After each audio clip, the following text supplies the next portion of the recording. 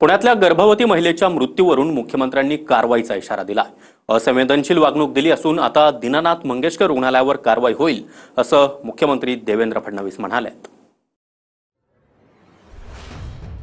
गर्भवती ईश्वरी भिसे या महिलेला 10 लाख डिपॉझिटसाठी उपचार नाकारणाऱ्या मंगेशकर रुग्णालयावर कारवाईचे संकेत मुख्यमंत्र्यांनी दिले। भिसे कुटुंबियांनी पुण्यात मुख्यमंत्र्यांची भेट घेतली। त्यानंतर फडणवीसांनी त्यांना कारवाई संदर्भात आश्वस्त केलं। भिसे कुटुंबियांनी माझी भेट घेतलेली आहे।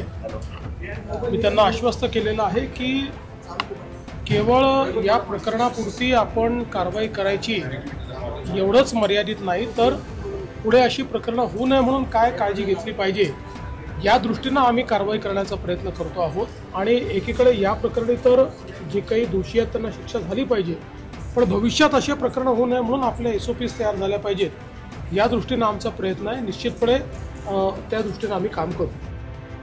आरोग्य विभागाचा अहवालही TV9च्या हाती लागलाय, ज्यात दीनानाथ मंगेशकर रुग्णालयानं धर्मादाय योजनेची माहिती रुग्णाला द्यायला हवी होती असं म्हटलंय।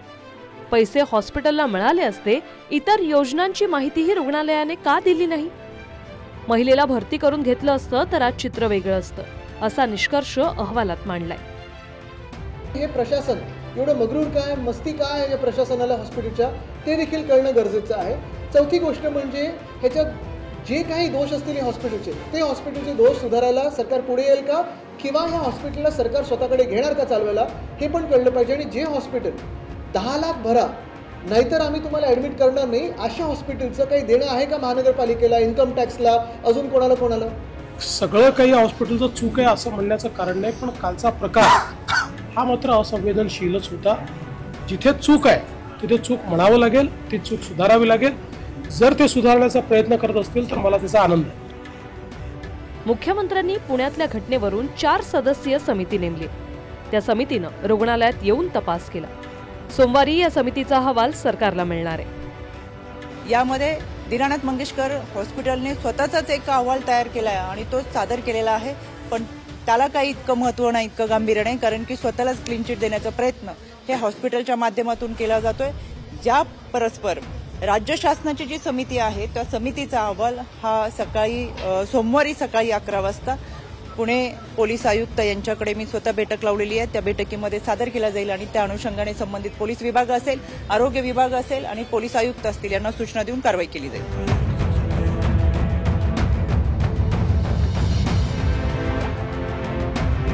गर्भवती महिलेच्या मृत्यूवरून दुसऱ्या दिवशीही आंदोलनं झाली। लहुजी शक्ती सेनेनं हॉस्पिटलवर चढून आंदोलन केलं।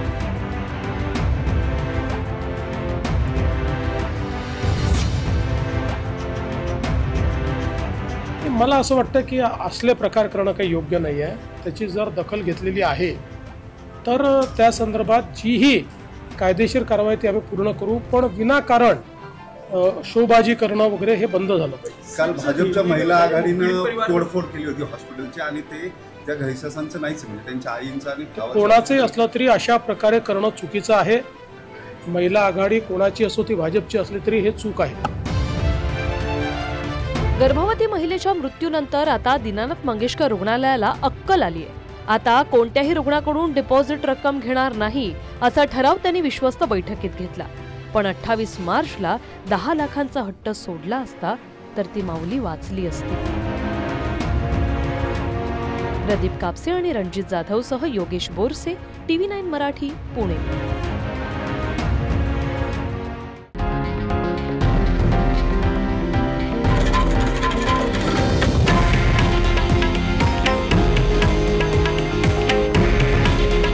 हे आहे देशातील नंबर 1 न्यूज नेटवर्क आणि आपण पाहत आहात TV9 मराठी।